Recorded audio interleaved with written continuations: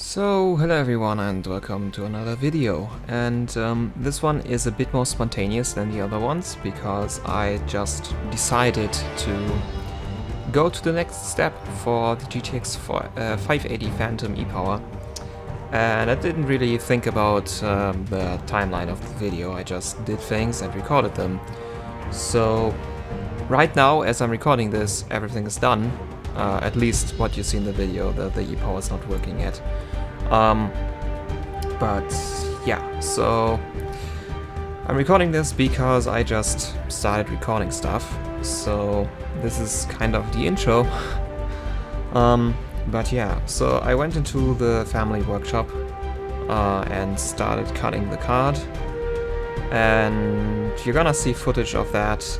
You're gonna see me talking over it with just the camera audio. This is the studio mic. This should sound better, I think. Actually, the server right next to me is rendering a video right now, so you might hear the fan noise. But yeah, this is kinda the first part of me doing the GTX 580 e-Power.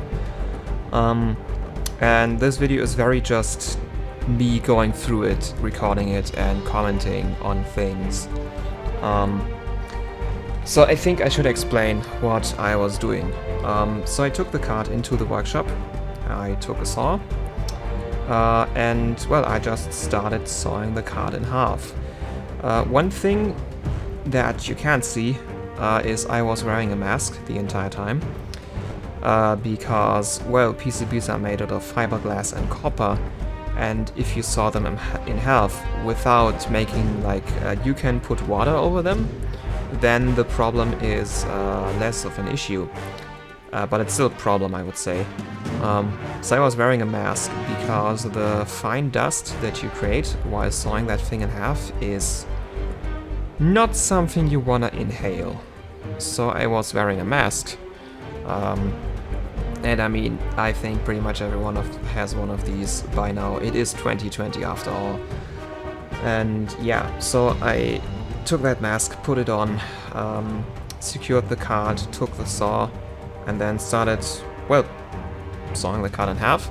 I went from both sides, kinda, to, well, because the e-Power module was pretty heavy, and I was not securing the e-Power module because I used a lot of force and I didn't want to destroy anything on the e-Power module. It's the other side of the card that I don't care about. So what I did is I went from both sides because I wanted the card, like, I didn't want the card to break in a random spot because I wouldn't be able to, like, saw the whole way. At some point the connection between the two pieces would become so weak that it just breaks up. So I went from both ways to kind of force it to break in a spot that I want, and that actually worked. You're gonna see that in the video. And yeah, and after I sawed them in half, I took sandpapered it down to get rid of shorts. I kind of talk about that. And then I removed the core with a heat gun and also showed how to remove the memory modules with just a box cutter knife if you want to get rid of these, because I have left 4 of them on the e-Power board that I will have to remove if I want to use the VRM. But that's a secondary thing. The main thing is getting vCore to work as an e-Power. VMem is just a bonus, so if that doesn't work out, it's not a failure. It's just like it would be a bonus to have VMem also work out. Yeah, and knowing that I ramble a lot, I don't want to keep you waiting anymore. Let's just get into the footage that I've made. So have fun! I present Mini ITX GTX 580. That doesn't work. Well, gonna pull the core and gonna sand this down. So because we probably created a lot of shorts just sawing through this, so yeah, I'm gonna get some sandpaper and grind it down. Gonna have to find some.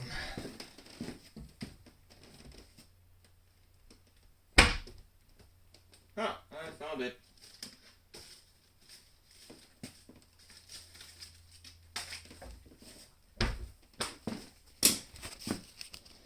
So, rough and a finer grid. I think I've used this for the 470. These might be the same ones I've used before. So, let's get to a place that's not that crowded.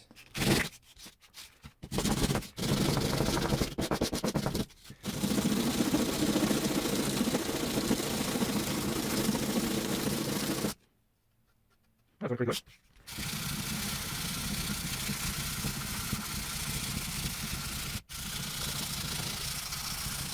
That looks much better. Yeah, it's smooth now. So, you can kind of see the layers of the PCB. So, any kind of shorts we might have created should be gone now. And I guess the next part, at the moment those memory chips are not annoying. I might want to remove those. What I'm gonna do now definitely is pull the core off of this. And for that I'm gonna need a heat gun.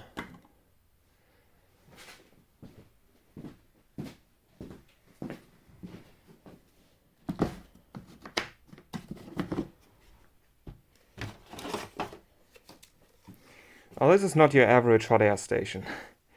This is a legitimate heat gun that you probably need to pull this core.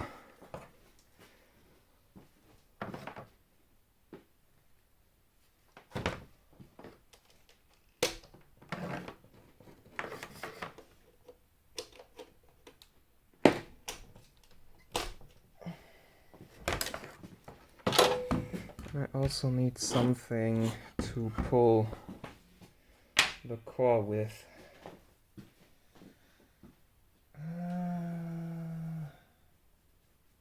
Yeah.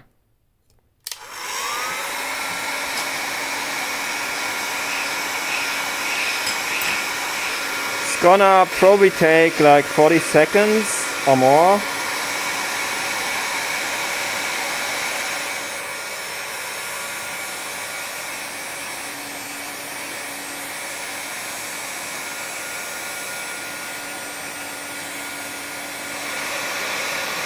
I can definitely smell some solder, but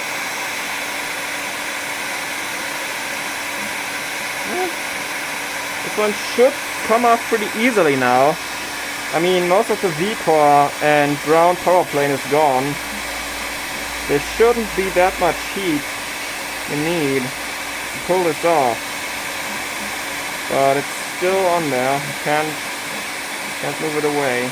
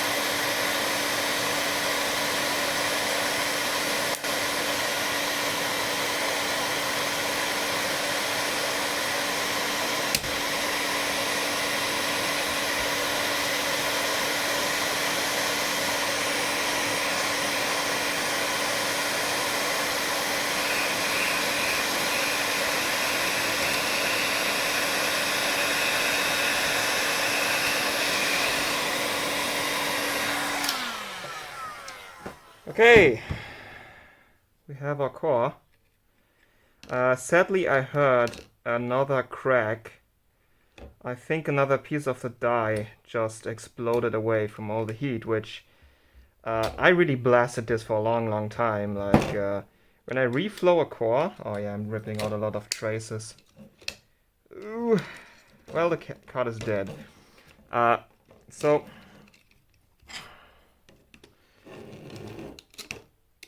the problem with this was I really... Ah, come off. Yeah. Yeah, the PCB is probably... That's okay, actually. Not super hot. The core probably is, though. And, so, the thermal paste has shrunk. I will have to clean the thermal paste off to see the condition of the die. When I tried to remove the 470, I removed the 470 by literally just taking the saw and going through all of this. It took a freakishly long time, which is why I'm heat gunning this one off, which is like the proper way to do it. And with the 470, I put too much stress on with the saw on it, and piece of the die went out. Two edges of this already were missing from the beginning, but that was just a very tiny piece from the edge. The card still kinda worked, like it was still artifacting all over the place. The core is dead, but it was still displaying an image. When I heard that crack, I don't know what the core might look like under the thermal paste. So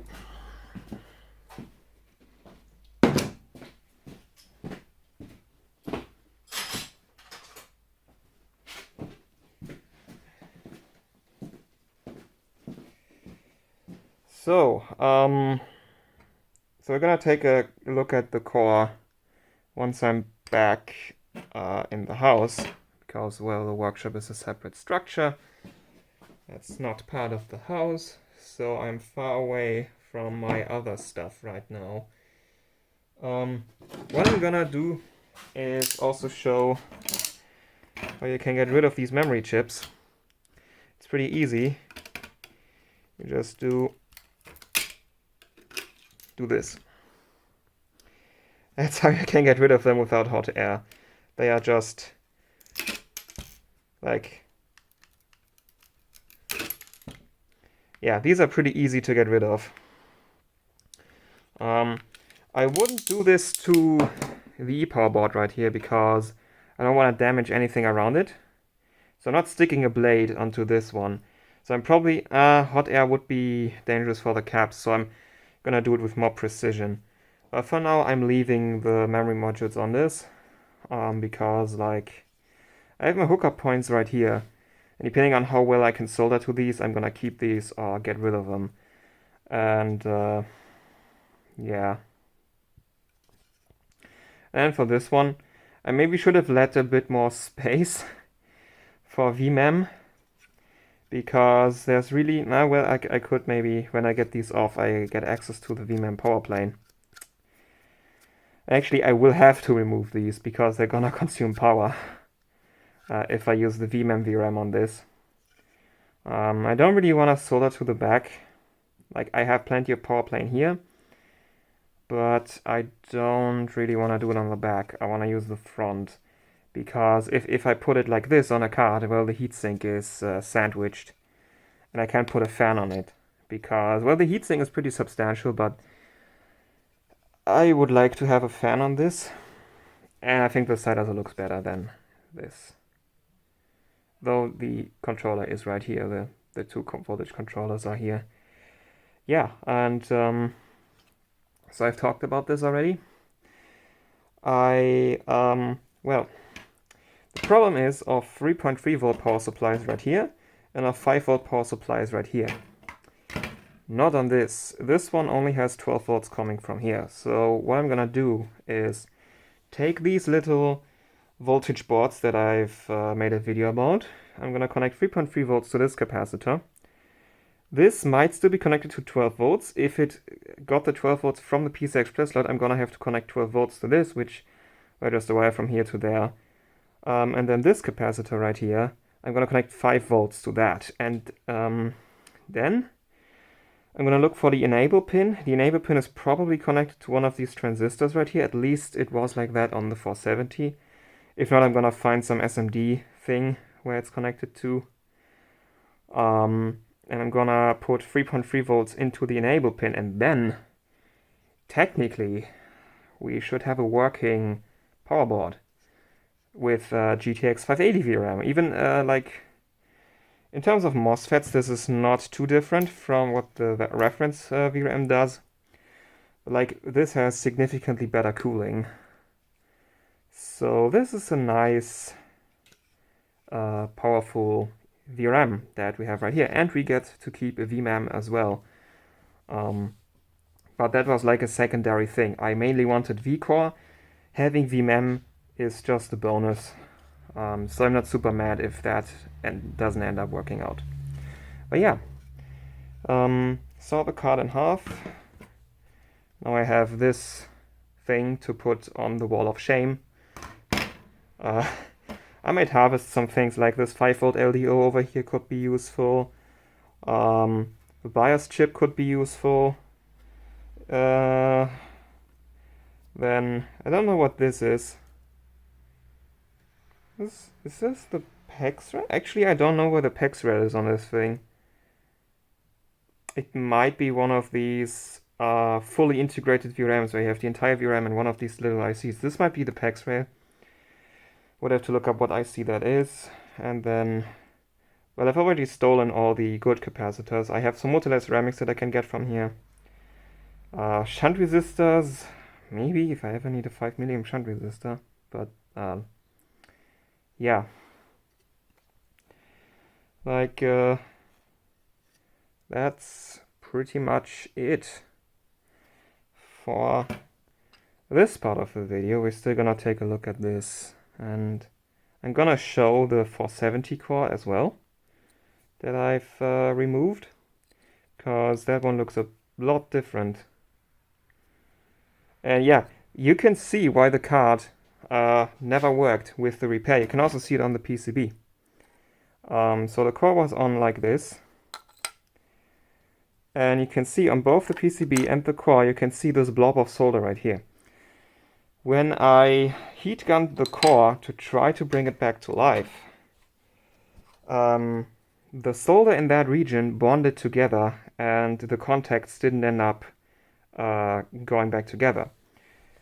And this is, well, this is kind of where vCore is located. If I, like, vCore is coming in from here, I think.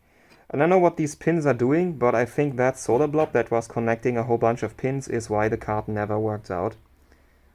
But hey, now I get to have a knee power, hopefully. I have another core for my collection. It looks much better right now than the 470 core. And yeah, I have one more piece for the wall of shame. But that's pretty much it for the workshop part. So we are gonna see each other after the cut. Okay, I have now cleaned the core, and yes, it is cracked. So that crack I heard was a big T-shaped crack in the die. I don't know if you can see it, really. Yeah, you were able to see it there. There it is. So there's one long crack going through here, and then there's a shorter one branching out this way. So the core is in 3 separate pieces now. Which, yeah. There you can see it. So yeah, the core is cracked, but only if you look really closely. If you look from afar, the core looks pretty good. The back also looks pretty good, and compared to the 470, which is this core right here, which is not shiny because I tried to lap it and my sandpaper was not fine enough, so this is why it's not shiny and why the edges look like that. And yeah, on the 470, this piece of the core went flying off, and this is how the back of the 470 looks. you can kind of see the array of where the pads would be. But this is how the back looks like. You can see there's the pads left. This is how it looks like when you take a saw and get the core off with that. And this is how it looks like when you use a heat gun to get the core off. And then, well, this one is not lapped, which is why it's shiny. This one has been lapped, not fully, so that one is not shiny. Yeah. So I have a second big Fermi core now. Well, this is technically a different core. This is from a 470. This is a GF100. This is from a 580. So this is a GF110. But yeah, they're basically the same thing, just with slightly different core counts. Yeah, and then of course we have the main thing I wanted to get from this, the VRM of the GTX 580 Phantom, now in one nice piece. And yeah, so we can do a couple close-ups now.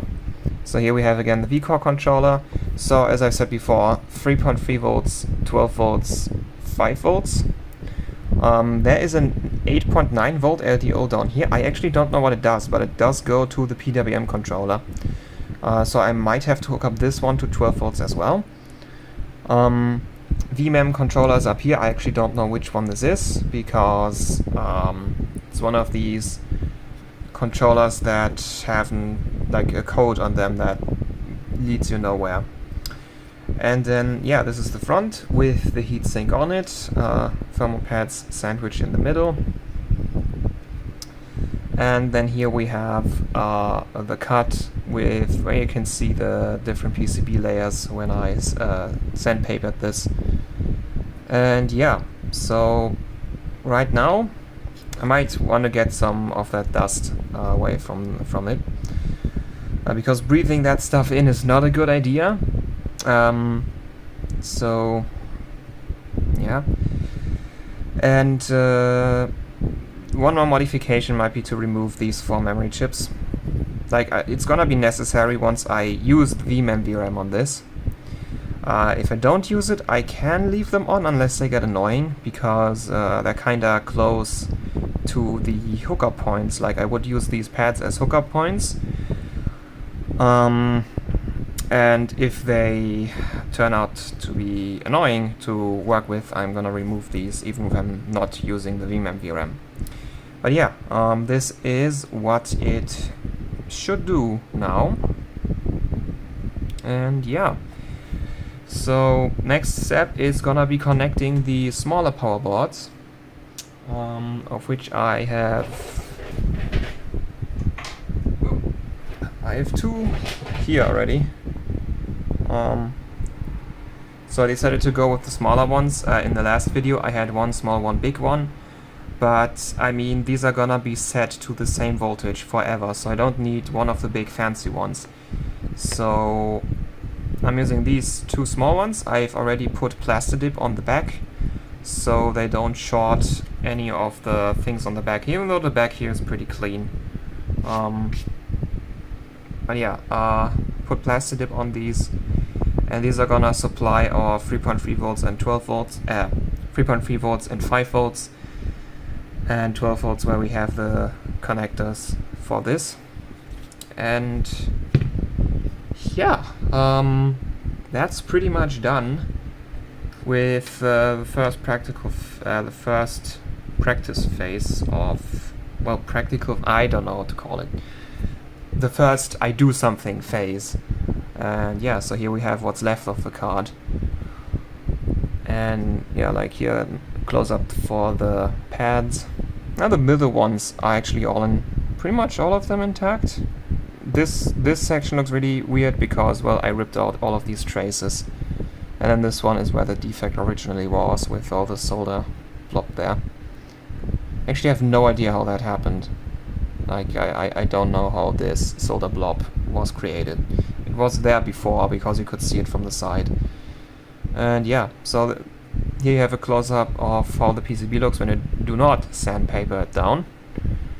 And yeah, because it's all mushed together like that, you might have some shorts between some of the, like, it's a multi-layer PCB, and if a couple of these layers are shorted together, you're gonna have a really bad time. And yeah, so that's pretty much it for what I wanted to show here.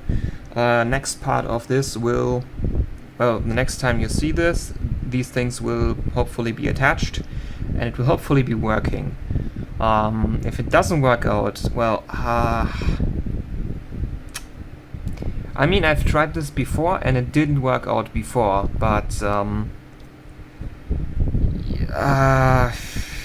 yeah, I don't know. Like this PCB is not all that complex. Like, it's pretty empty, honestly, because there's not, like, you have the controllers here.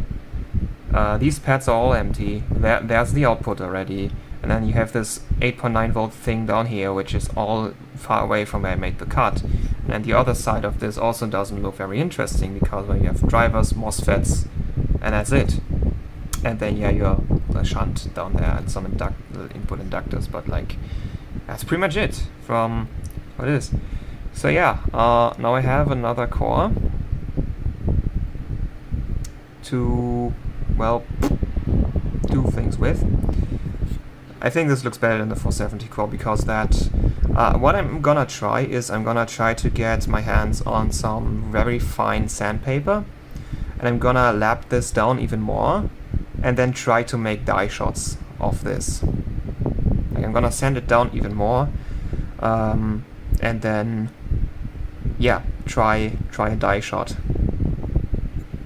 That's kind of what I'm planning to do with this. So I'm happy to have one more core that is mostly unmodified. So yeah,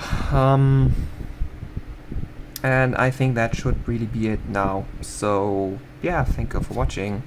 I will probably record an intro to this, so like talking about some things, because I just randomly decided to do it and started recording without even doing an intro. But yeah, yeah, that's really it. So thank you for watching, hope you enjoyed, and until next time, goodbye.